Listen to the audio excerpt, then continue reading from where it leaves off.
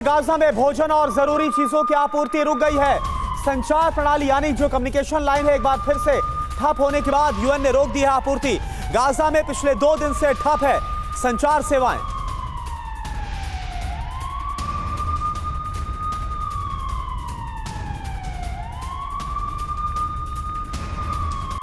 और अल शिफा अस्पताल को लेकर बड़ी खबर। अल शिफा अस्पताल में 24 घंटे में 22 मरीजों की मौत। अस्पताल के डायरेक्टर अल शिफा अस्पताल में पानी और खाना खत्म हो गया ये बता रहे हैं। अल शिफा अस्पताल में 3 दिन के अंदर 55 मरीजों की मौत हुई है और ये वो मरीज है जो आईसीयू में थे, लाइफ सपोर्ट सिस्टम में थे।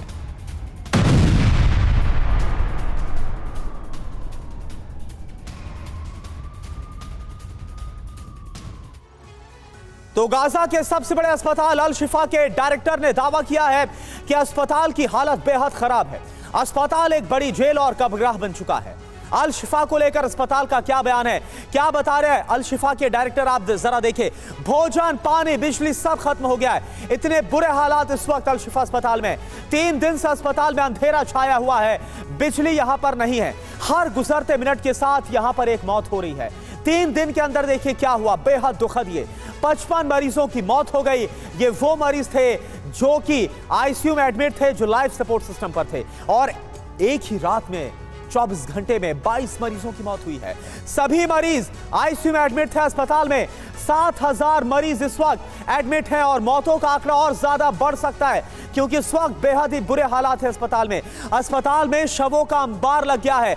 कब्रगाह बन चुका है इस वक्त अल शिफा अस्पताल। शवों को रखने का कोई यहां पर इस्तेमाल नहीं है। ऐसे में यहां पर महामारी भी बढ़ने का खतरा है और भी बीमारियां यहां पर बढ़ सकती हैं। अल शिफा अस्पताल के निदेशक ने यह भी कहा कि इजरायली सेना की एंट्री के बाद अस्पताल में किसी बच्चे की मौत नहीं हुई है। यह हालांकि कहा जा रहा है इजरायली सेना की तरफ से, लेकिन उन्होंने इजरायली सेना से अस्पताल परिसर खाली करने की अपील भी की और साथ ही यह भी दावा किया कि इजरायली सेना को अस्पताल में तलाशी के दौरान कुछ भी आपत्तिजनक नहीं मिला। यानी कि दावे भी बिल्कुल अलग हैं जो कि आईडीएफ की तरफ से किए जा रहे हैं।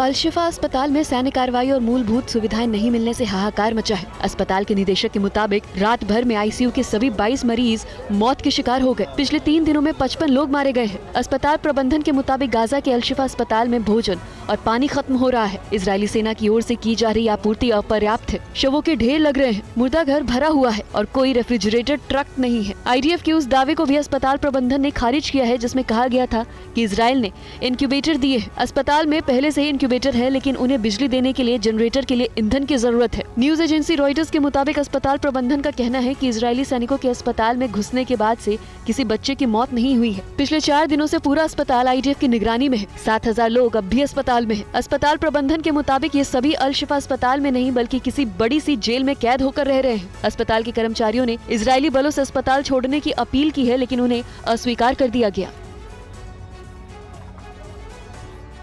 और देखिए इस बीच एक और बड़ी खबर। ईंधन की कमी के बाद गाजा के अस्पतालों का बुरा हाल हो गया है। अल कुद्स अस्पताल में मेडिकल व्यवस्था चरमरा गई है। अल कुद्स में एडमिट मरीजों की हालत बेहद गंभीर है।